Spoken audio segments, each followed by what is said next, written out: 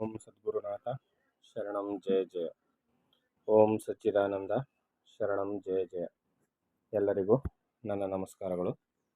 ಯೋಗ ವಾಸಿಷ್ಠ ನಿರ್ವಾಣ ಪ್ರಕರಣದಲ್ಲಿ ಪರಮಾತ್ಮ ಅಂದರೆ ಯಾರು, ಅಂದರೆ ನಿಜವಾದ ದೇವರು ಅಂದರೆ ಯಾರು, ಆ ದೇವರನ್ನು ಪೂಜೆ ಮಾಡುವ ವಿಧಾನ ಯಾವುದು ಅನ್ನುವ ವಿಚಾರವನ್ನು ವಸಿಷ್ಠರಿಗೆ ಶಿವನು ಹೇಳ್ತಾ ಇದ್ನ.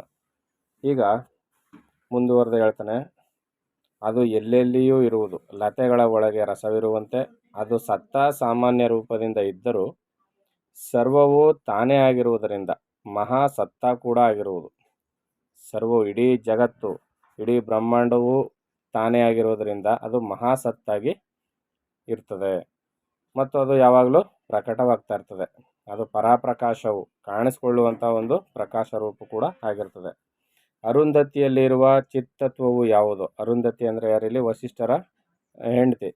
ಅರುಂಧತಿಯಲ್ಲಿರ್ತಕ್ಕಂಥ ಅಚಿತ್ತತ್ವ ಯಾವುದಿದೆಯೋ, ವಸಿಷ್ಠನಾದ ನಿನ್ನಲ್ಲಿರುವ ಚಿತ್ತತ್ವವು ಯಾವುದೋ, ಎಲೆ ಅನಗನೆ ಪಾರ್ವತಿಯಲ್ಲಿರುವ ಚಿತ್ತತ್ವವು ಯಾವುದೋ, ಗಣಗಳಲ್ಲಿರುವ ಚಿತ್ತತ್ವವು ಯಾವುದೋ, ನನ್ನಲ್ಲಿ ಇರುವ ಚಿತ್ತತ್ವವು ಯಾವುದೋ, ಜಗತ್ರಯದಲ್ಲಿ ಇರುವ ಚಿತ್ತತ್ವವು ಯಾವುದೋ ಅದೇ ದೇವನೆಂದು ಉತ್ತಮ ಬುದ್ಧಿಗಳಾದ ತತ್ವಜ್ಞರು ಹೇಳುವರು. ಅರುಂಧತಿ ನಿನ್ನ ಧರ್ಮಪತ್ನಿಯಾದ ಅರುಂಧತಿಯಲ್ಲಿರ್ತಕ್ಕಂಥ ಚಿತ್ತತ್ವ ಮತ್ತು ವಸಿಷ್ಠನಾದ ನಿನ್ನಲ್ಲಿ, ಪರಶಿವನು ಅನ್ಸ್ಕೊಂಡಿರೋ ನನ್ನಲ್ಲಿ, ಪಾರ್ವತಿಯಲ್ಲಿ ಯಾರ್ಯಾರಲ್ಲಿ ಇದೆಯೋ ಆ ಚಿತ್ತತ್ವ ಏನಿದೆಯಲ್ಲ ಅದೇ ಚಿತ್ತತ್ವೇ, ಜಗತ್ರಯದಲ್ಲಿರ್ತಕ್ಕಂಥ ಚಿತ್ತತ್ವವೇ ಯಾವುದಿದೆಯೋ ಅದೇ ದೇವನು. ಇದನ್ನ ಯಾರು ಹೇಳ್ತಾ ಇರೋದು? ಉತ್ತಮ ಬುದ್ಧಿಗಳಾದ ಬ್ರಹ್ಮಜ್ಞಾನಿಗಳು ಅನ್ಸ್ಕೊಂಡಂಥ ಜ್ಞಾನಿಗಳು ಹೇಳ್ತಾ ಇರುವ ಮಾತು ಅಂತ ಇಲ್ಲಿ ವಸಿಷ್ಠರಿಗೆ ಶಿವನು ಹೇಳ್ತಾ ಇದ್ದಾನೆ. ಕೈ ಕಾಲುಗಳಿಂದ ಕೂಡಿರುವ ಮತ್ತೊಬ್ಬ ದೇವನನ್ನು ಕಲ್ಪಿಸಿದರೆ ಸಮ್ಮಿನ್ ಮಾತ್ರವಲ್ಲದ ಅದರಲ್ಲಿ ಇನ್ನೇನು ತಾನೆ? ಎಲೆ ಬ್ರಹ್ಮನೇ, ಸಾರವಿರುವುದು ಹೇಳು.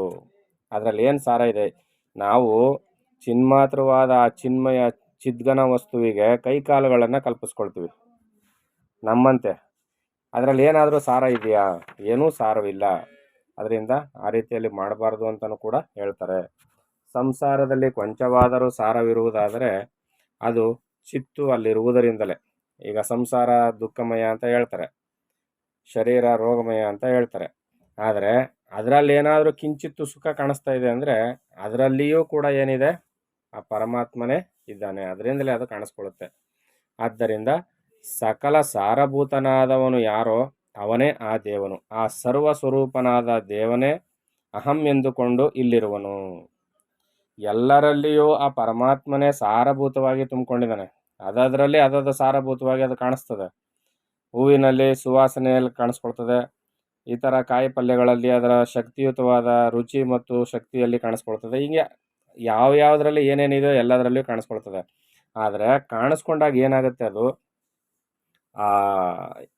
ಈಗ ಒಂದು ದೇಹದಲ್ಲಿ ಜೀವಾತ್ಮ ನೆನೆಸ್ಕೊಳ್ತದೆ, ಅದರಲ್ಲಿ ಅಹಂ ನಾನು ಅಂತ ತೋರ್ಪಡಿಸ್ಕೊಳ್ತದೆ. ಅಹಂ ಎಂದುಕೊಂಡು ಇಲ್ಲಿರುವನು. ಆದುದರಿಂದ ಅವನನ್ನು ಪೂಜಿಸುವುದರಿಂದ ಎಲ್ಲವೂ ದೊರೆಯುವುದು. ಅಂಥ ಪರಮಾತ್ಮನನ್ನು ನೀನು ಪೂಜೆ ಮಾಡು ಅಂತ ಇಲ್ಲಿ ವಸಿಷ್ಠರಿಗೆ ಹೇಳ್ತಾ ಇದ್ದಾರೆ. ಆ ದೇವನು ದೂರದಲ್ಲಿಲ್ಲ. ಎಲೈ ಬ್ರಹ್ಮನೇ, ಯಾರಿಗೂ ಅವನನ್ನು ಹೊಂದುವುದು ಕಷ್ಟವಿಲ್ಲ. ಆ ದೇವನು ಯಾವಾಗಲೂ ದೇಹದಲ್ಲಿ ಅಷ್ಟೇನು ಆಕಾಶದಲ್ಲಿ ಎಲ್ಲೆಲ್ಲಿಯೂ ಇರುವನು. ಪರಮಾತ್ಮ ಎಲ್ಲಿದ್ದಾನೆ ಅಂದರೆ ಎಲ್ಲೋ ಆಕಾಶದಲ್ಲಿಲ್ಲ, ಎಲ್ಲೋ ದೇವಸ್ಥಾನದಲ್ಲಿಲ್ಲ, ಎಲ್ಲೋ ತೀರ್ಥಕ್ಷೇತ್ರಗಳಲ್ಲಿಲ್ಲ, ನಿನ್ನ ದೇಹದಲ್ಲಿಯೇ ಇದ್ದಾನೆ. ನಿನ್ನ ದೇಹದಲ್ಲಿ ಯಾಕೆ? ನೀನು ವಾಸ ಮಾಡ್ತಕ್ಕಂಥ ವಾತಾವರಣದಲ್ಲೂ ಕೂಡ ತುಂಬಿದ್ದಾನೆ. ಸೂಜಿ ಮನೆ ಊರ್ಲಿಕ್ಕೂ ಜಾಗ ಇಲ್ಲದೆ ಇರೋಷ್ಟು ಪರಮಾತ್ಮ ಸರ್ವವ್ಯಾಪಕನಾಗಿದ್ದಾನೆ. ಅದರಿಂದ ಅವನನ್ನು ನೋಡೋದಕ್ಕಾಗಲಿ ಅವನನ್ನು ಹೊಂದುವುದಕ್ಕಾಗಲಿ ಕಷ್ಟವೇನಿಲ್ಲ. ನೀನು ಅವನನ್ನು ಯಾವ ರೀತಿಯಲ್ಲಿ ನೋಡಬೇಕು ಅನ್ನೋದನ್ನು ಗುರು ಮುಖಾಂತರ ತಿಳಿದು ಸಾಧನೆಯನ್ನು ಮಾಡಿ ಆ ಪರಮಾತ್ಮನನ್ನು ಹೊಂದಬಹುದು. ಯಾಕಂದರೆ ಅವನು ಎಲ್ಲೆಲ್ಲಿಯೂ ತುಂಬಿದ್ದಾನೆ. ಆತನೇ ಎಲ್ಲವನ್ನೂ ಮಾಡುವನು, ಆತನೇ ಎಲ್ಲವನ್ನೂ ತಿನ್ನತಕ್ಕವನು, ಆತನೇ ಎಲ್ಲವನ್ನೂ ಭರಿಸತಕ್ಕವನು.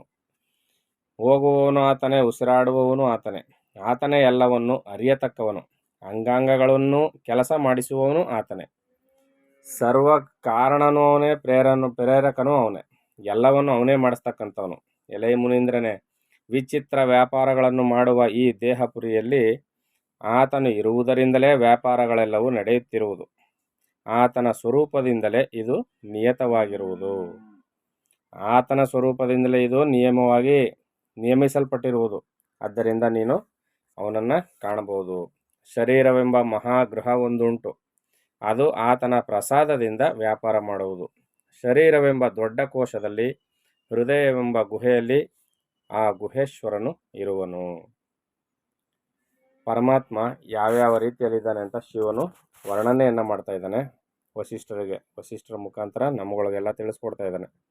ಮನಸ್ಸೆಂಬ 6ನೇ ಇಂದ್ರಿಯದ ವ್ಯಾಪಾರ ಸ್ಥಿತಿಗತಿಗಳಿಗೆ ಅತೀತನಾಗಿ ಮಲರಹಿತನಾಗಿರುವ ಆತ್ಮನಿಗೆ ವ್ಯವಹಾರಾರ್ಥವಾಗಿ ಚಿತ್ತು ಎಂಬ ಸಂಜ್ಞೆಯು ಕಲ್ಪಿತವಾಗಿರುವುದು.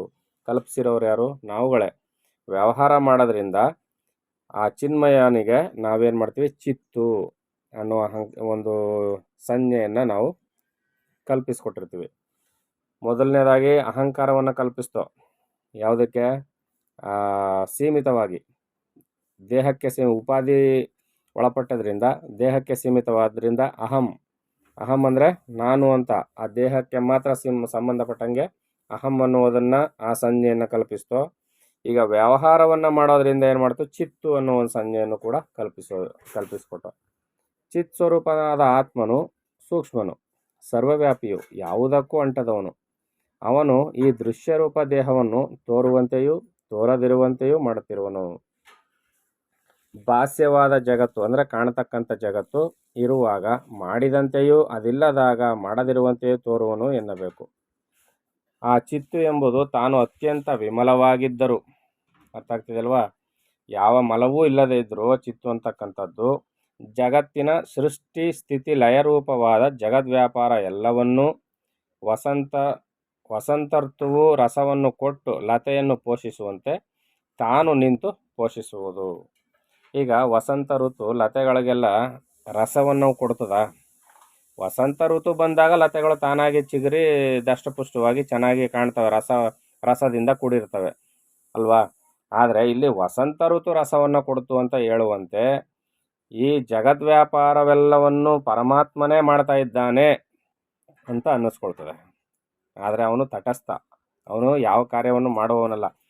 ಅವನ ಆ ಚೈತನ್ಯದ ಬಲದಿಂದ ಎಲ್ಲ ಕಾರ್ಯಗಳು ನಡೀತವೆ ತಾನಾಗಿ. ಆ ಚೈತನ್ಯದ ಬಲದಿಂದ ನಡೆಯುವ ಕಾರ್ಯವನ್ನು ಆತನ ಮೇಲೆ ಆರೋಪ ಮಾಡಿಬಿಡೋದು. ಹೇಗೆ ವಸಂತ ಋತುವಿನ ಮೇಲೆ ಗಿಡ ಮರ ಲತೆಗಳೆಲ್ಲ ಚಿಗುರಿ ರಸವತ್ತಾಗಿ ಕಾಣ್ತಾವಲ್ಲ, ಆ ರೀತಿಯಲ್ಲಿ ಪರಮಾತ್ಮನ ದೆಸೆಯಿಂದ ಇವೆಲ್ಲ ನಡೀತಾ ಇರೋದ್ರಿಂದ ಪರಮಾತ್ಮನೇ ಮಾಡ್ತಾ ಇದ್ದಾನೆ ಅಂತ ಆರೋಪವನ್ನು ಹೊರಿಸಿಬಿಡೋದು. ಈ ರೀತಿಯಲ್ಲಿ ಜಗದ್ವ್ಯಾಪಾರವನ್ನು ಪರಮಾತ್ಮನೆಲ್ಲ ಹಾಕೋದು.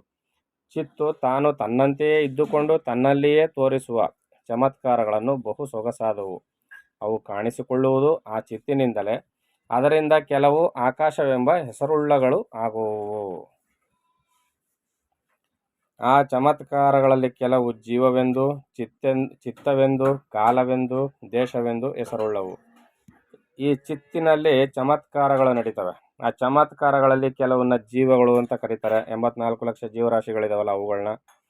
ಇನ್ನು ಚಿತ್ತವೆಂದು, ಕಾಲವೆಂದು, ದೇಶವೆಂದು ಹೆಸರುಳ್ಳವು. ಕೆಲವು ಕ್ರಿಯಾ ಎಂಬ ಹೆಸರಿನವು, ಇನ್ನು ಕೆಲವು ದ್ರವ್ಯ ಎಂಬ ಹೆಸರಿನವು, ಇನ್ನು ಕೆಲವು ಭಾವವಿಕಾರಾದಿಗಳು, ಇನ್ನು ಕೆಲವು ಜಾತಿ ಔಚಿತ್ಯ ಎಂಬ ಹೆಸರಿನವು. ಈ ರೀತಿಯ ಎಲ್ಲ ಚಮತ್ಕಾರಗಳು ಕೂಡ ಯಾವುದರಲ್ಲಿ ನಡೀತವೆ? ಆ ಚಿನ್ಮಯದಲ್ಲಿಯೇ ನಡೀತವೆ, ಆ ಚಿತ್ತಿನಲ್ಲಿಯೇ ನಡೀತವೆ. ಇನ್ನು ಕೆಲವು ಪ್ರಕಾಶ ಎಂಬ ಹೆಸರಿನವು, ತೈಲತಮಗಳೆಂದು ಕೆಲವು, ಇನ್ನು ಕೆಲವು ಅರ್ಕ ಇಂದ್ರ ಮೊದಲಾದ ಹೆಸರಿನವು, ಯಕ್ಷ ಎಂಬ ಹೆಸರಿನವು ಕೆಲವು. ಏನೇನಿದಾವೋ ಯಕ್ಷ ಗಂಧರ್ವ ಕಿನ್ನರು ದೇವತೆಗಳು ಎಲ್ಲ ರೀತಿಯಲ್ಲೂ ಕೂಡ ಅವು ಕಾಣಿಸಿಕೊಳ್ತವೆ. ಪರಿಚ್ಛೇದ ಕೋಪಾದಿಗಳು, ಪರಿಚ್ಛಿನ್ನಗಳು, ತದ್ವಿಕಾರಗಳು ಮೂರನ್ನೂ ಇಲ್ಲಿ ಚಿಚ್ಚಮತ್ಕಾರಗಳೆಂದು ಹೇಳಿರುವುದನ್ನು ಗಮನಿಸಿ. ಭಾವವಿಕಾರಾದಿಗಳು ಎಂದರೆ ಜಾಯತೆ, ಅಸ್ತಿ, ವರ್ಧತೆ, ವಿಪರಿಣಮತೆ, ಅಪಕ್ಷೀಯತೆ, ನಶ್ಯತಿ ಎಂಬ ಷಡ್ವಿಕಾರಗಳು. ಅರ್ಥ ಆಗ್ತದೆ ಅಲ್ವಾ? ಅಂದರೆ ಈ ಪಿಂಡೋತ್ಪತ್ತಿ ಪ್ರಕರಣದಲ್ಲಿ ಹೇಳಿದಾರಲ್ಲ, ಒಂದು ಧಾತು ರೂಪದಿಂದ ತಾಯಿ ಗರ್ಭವನ್ನು ಸೇರಿ ಶಿಶುರೂಪವನ್ನು ತಾಳಿ ಹೊರಗೆ ಜನಿಸಿ ಅಲ್ಲಿ ಬಾಲ್ಯ ಯೌವನ ಕೌಮಾರಿ ಎಲ್ಲವನ್ನು ಅನುಭವಿಸಿ ವೃದ್ಧಾಪ್ಯಕ್ಕೆ ಬಂದು ಕೊನೆಗೆ ನಶಿಸಿ ಹೋಗುವುದು. ಈ 6 ಅವಸ್ಥೆಗಳನ್ನ ಕೂಡ ಈ ಎಲ್ಲ ವಿಕಾರಾದಿಗಳು ಯಾರಿಗಿದೆ? ಜಗತ್ತಿಗಿದೆ. ಅರ್ಥ ಆಯ್ತಲ್ವಾ? ಹೀಗೆ ಚಿತ್ತು ತಾನು ಲೋಕವನ್ನು ಸೃಷ್ಟಿಪಡಿಸುವುದಕ್ಕೆ ತಾನು ಭೋಗಿಸಬೇಕೆಂಬ ಇಚ್ಛೆಯೇ ಕಾರಣವೋ ಎಂದರೆ ಆಗಲ್ಲ. ನಾನು ಭೋಗಿಸ್ಬೇಕು ಅಂತ ಚಿತ್ತೇನಾದ್ರು ಇಚ್ಛೆ ಪಡ್ತಾ? ಚಿತ್ತಿಗೆ ಭೋಗದ ಇಚ್ಛೆ ಇದೆಯಾ ಅಂದರೆ ಆಗಲ್ಲ. ಮತ್ತಿನ್ನೇನು? ಈ ಜಗತ್ ಸೃಷ್ಟಿಯು ಚಿತ್ತಿನ ಭೋಗೇಚ್ಛೆಯಿಂದ ಬಂದಿದ್ದಲ್ಲ, ಅದರ ಸ್ವಭಾವವೇ ಹೀಗೆ ಎಂಬುದನ್ನು ಮುಂದಿನ ಶ್ಲೋಕದಲ್ಲಿ ಹೇಳಿದೆ. ಅದನ್ನು ಗೌಡಪಾದರು ಅಂದರೆ ಇಲ್ಲಿ ಶಂಕರಾಚಾರ್ಯರ ಗುರುಗಳು ಒಪ್ಪುತ್ತಾರೆಂದು ವ್ಯಾಖ್ಯಾನಕಾರರು ಗೌಡಪಾದ ಕಾರಿಕೆಯನ್ನು ಉದಾಹರಿಸಿದ್ದಾರೆ. ಏನು ಹೇಳ್ತಾರೆ ಅಂದರೆ, ಯಾವುದೊಂದು ಇಚ್ಛೆಯೂ ಇಲ್ಲದೆ ವಸಂತ ಋತುವು ಅಂಕುರಗಳನ್ನು ಹುಟ್ಟಿಸುವಂತೆ, ವಸಂತ ಋತುವಿಗೆ ಯಾವುದೇ ಇಚ್ಛೆ ಇಲ್ಲದಿದ್ದರೂ ವಸಂತ ಋತುವಿಗೂ ಗಿಡ ಮರಗಳು ಚಿಗುರಿ ಫಲ ಕೊಡುವುದಕ್ಕೂ ಯಾವುದೇ ಸಂಬಂಧ ಇಲ್ಲ. ಆದರೆ ಇಲ್ಲಿ ಅನಿವಾರ್ಯವಾಗಿ ಸಂಬಂಧವನ್ನು ಕಲ್ಪಿಸ್ತಾರೆ. ಯಾವುದೊಂದು ಇಚ್ಛೆ ಇಲ್ಲದೆ ವಸಂತ ಋತುವು ಅಂಕುರಗಳನ್ನು ಹುಟ್ಟಿಸುವಂತೆ ನಿರಿಚ್ಛೆಯೇ ಸ್ವಭಾವವಾಗುಳ್ಳ ಚಿದಾತ್ಮನಿಂದ ಜಗಲ್ಲಕ್ಷ್ಮಿಯು, ಜಗತ್ತೆಂಬ ವೈಭವವು ಪ್ರಾದುರ್ಭವಿಸುವುದು. ಅರ್ಥ ಆಗ್ತಾ ಇದೆಯಲ್ವ? ಇಲ್ಲಿ ಯಾವುದೇ ಇಚ್ಛೆ ಇಲ್ಲದ ಪರಮಾತ್ಮನಲ್ಲಿ ಅನುಭವಿಸಬೇಕು ಅಂತ ಯಾವುದೇ ಇಚ್ಛೆ ಇಲ್ಲ, ನಿರಿಚ್ಛೆಯುಳ್ಳ ಸ್ವಭಾವವುಳ್ಳ ಚಿದಾತ್ಮನಲ್ಲಿ ಜಗತ್ತೆಂಬ ಲಕ್ಷ್ಮಿಯು ವೈಭವವು ಪ್ರಾದುರ್ಭವಿಸುವುದು, ಆ ಜಗತ್ತಿನ ವೈಭವ ಕಾಣಿಸಿಕೊಳ್ತದೆ ಅಂತ ಇಲ್ಲಿ ಹೇಳ್ತಾ ಇದ್ದಾರೆ. ಇನ್ನು ಮುಂದಿನ ಆಡಿಯೋದಲ್ಲಿ ಏನು ವಿಚಾರವನ್ನು ಹೇಳ್ತಾರೆ ಅಂತ ನೋಡೋಣ. ಎಲ್ಲರಿಗೂ ಒಳ್ಳೆಯದಾಗಲಿ. ಓಂ ಸದ್ಗುರುನಾಥ ಶರಣಂ ಜಯ ಜಯ. ಓಂ ಸಚ್ಚಿದಾನಂದ ಶರಣಂ ಜಯ ಜಯ. ಹರಿ ಓಂ ತತ್ಸತ್. ಹರಿ ಓಂ ತತ್ಸತ್. ಹರಿ ಓಂ ತತ್ಸತ್.